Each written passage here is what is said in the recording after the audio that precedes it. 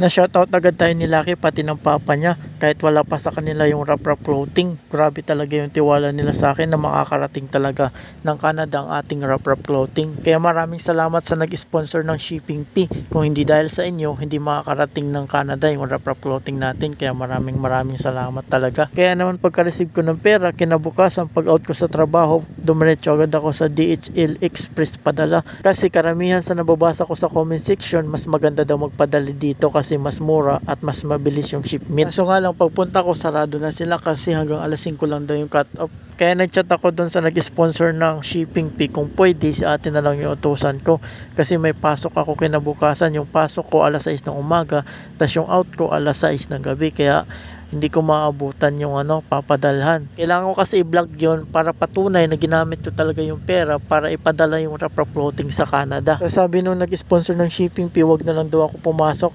tas babayaran niya na lang daw yung araw ko. Grabe talaga ang bait ng nag-sponsor ng shipping fee ko. Sabi ko wag na po kasi ang laki ng tulong na ginawa niya sa akin. Kaya si ate na lang yung inutusan ko. Buti nga pumayag si ate. Kaya naman po naipadala na natin yung Rap Rap Clothing natin sa Canada. Sabi mga 13 or 14 nasa Canada na yung Rap Rap Clothing natin. Kaya maraming salamat sa mga tumulong. Lalo na doon sa nag-sponsor ng shipping fee.